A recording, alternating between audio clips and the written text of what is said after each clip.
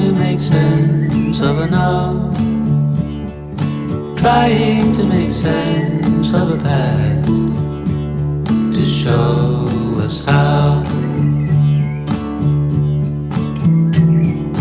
visions, imagining the worlds that could be, shaping a mosaic of fate for all sentient beings.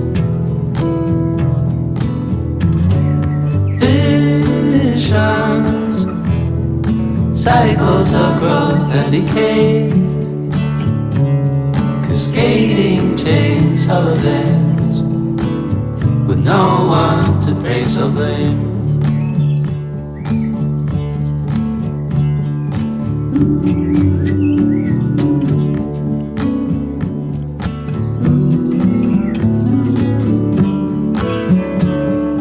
Visions, avoidable suffering and pain. We are patiently itching away toward unreachable utopias.